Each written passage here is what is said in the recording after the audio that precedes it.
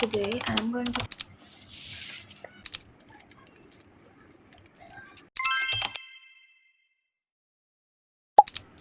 a lot of people struggle with the IELTS writing section. As you guys know that I have scored 7.5 in my IELTS writing section. So I am going to make a series for the writing section so that you guys can have an overall understanding about the basic concepts, and also if you carefully watch my videos then you don't have to rely on any coaching center or anything else. You can always try to incorporate those things that I used, and these are the things that helped me to get a higher band score. I am speaking honestly, and I will try my best to make you guys understand about each and every topic. So for the IELTS writing section, I'm going to give you guys a normal idea, actually the basic idea about what to use and what the things that you have to avoid. So our number one topic is that for the IELTS writing section, writing is the most formal section and you have to use the formal words. You cannot use informal words in the entire IELTS preparation journey. I have already told you guys a lot of time that you cannot use informal words for your speaking section as well. So try to always use the formal language because you are representing yourself and your answer in front of an examiner. So try to use formal words. You are not talking with a friend or family member. Okay, you have to always remember this one. So for the writing section for the IELTS, so our first thing that have to remember that do not address the reader by pronoun. The pronouns are we and you. You should never use these two pronouns in your IELTS writing section, okay? You can use it, but you should never use we and you, okay? For the speaking section as well, you should not use second person. In this class, I am only giving you guys some basic informations that you have to abide by when you are writing any task for your IELTS preparation journey. Okay, so for the second thing that you have to remember is that in formal writing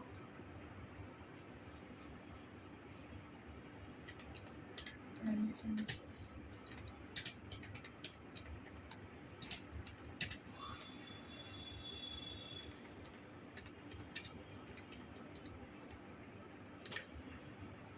so in the IELTS writing section, try to use complex sentences instead of the simple sentences because it will help you to gain a higher band score. Okay, so and for the third thing that you have to remember is that passive voice is used more frequently. Okay, so I hope you guys know about the grammar topic of voice. If you don't have any idea about it, you can always try to search it in YouTube, or you can also check out the rules in any English books. I think you will find about it because most of the time passive voice is used more often in the IELTS writing section, and this will also help you to get a higher band score. Okay, and for the next thing that you have to remember is that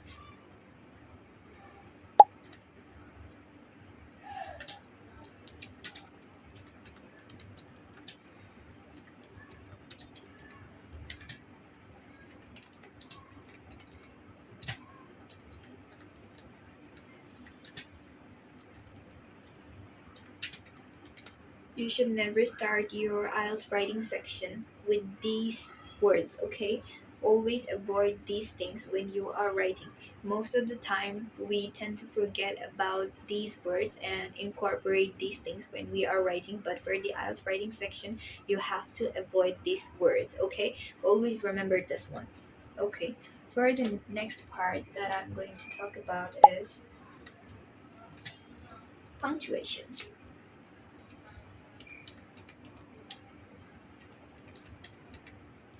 Most of the time, we tend to avoid using punctuations in our day-to-day life, like writing some emails, letters, or application process. So, but for the IELTS writing section, you have to be very careful about the punctuation part. So, punctuations. Where's the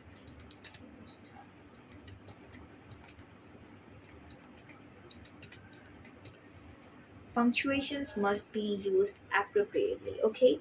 You have to use it in the most accurate form. You If you mess up in using punctuation marks, then your marks will be reduced. Remember that. And for the next one, most of the time we don't really know when to use punctuation, especially the comma. So you have to also make sure that you know when to use comma or punctuation marks. So comma is,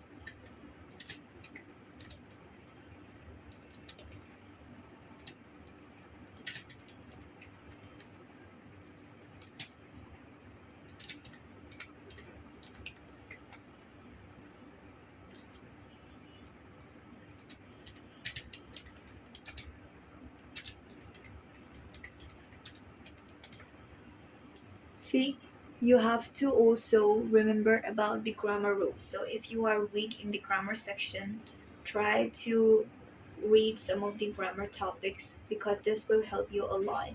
So always remember this one when you are using comma in your writing section. Use it appropriately. You should never mess up with the sections because this will reduce your mark, okay? For the linking words, if you don't have any idea, I'm just giving some examples for the linking words.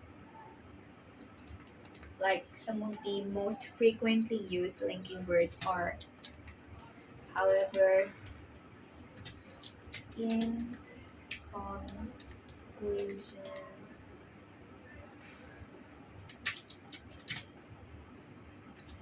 on the other hand. I will make another video about the vocabularies that you have to use in your IELTS writing section and speaking section as well. Okay, so always remember this one.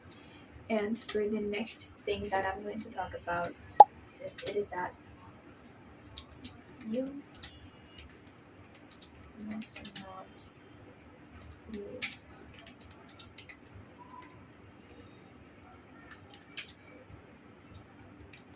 even though I have said it multiple times, but I'm still reminding you guys about it because you guys tend to always forget about this one. I don't know why.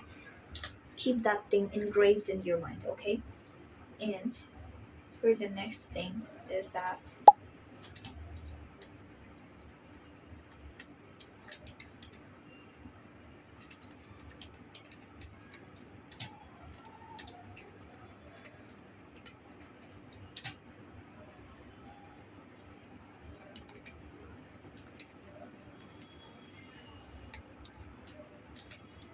so I don't know if you guys know about contractions or not, but by contractions, I am simply telling you guys not to use like most of the time you tend to use this one. So these are called contractions. So try to avoid this one. You have to write down like do not, okay? So try to use the full word instead of the short forms. So avoid these things when you are writing down. And by informal words, I am talking about these words like informal. Awesome. We tend to always use this one.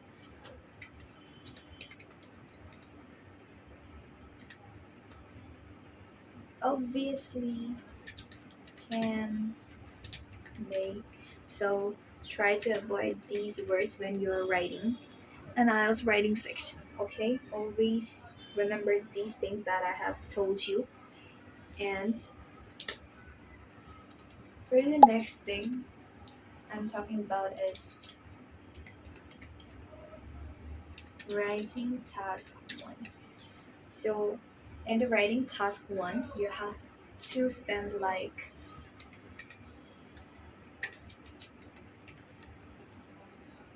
20 minutes 20 minutes on the writing task one, and your word limitation is like at least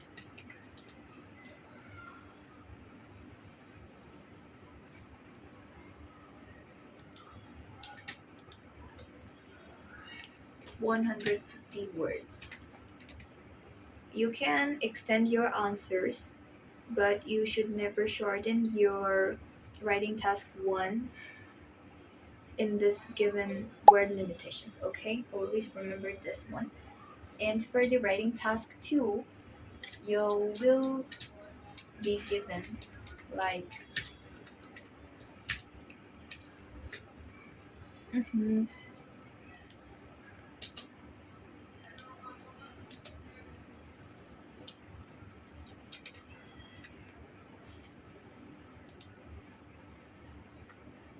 40 minutes.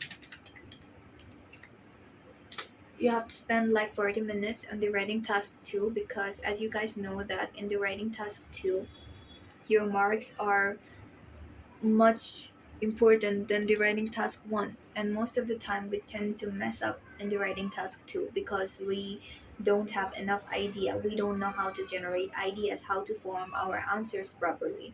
So you should always make sure that after writing the task 1 you will proceed to the task 2. I have heard a lot of people saying that you should try to write down the writing task 2 before writing the task 1, but I will never suggest you guys to do this one, because writing task 1 is only like 30% marks are carried from this one.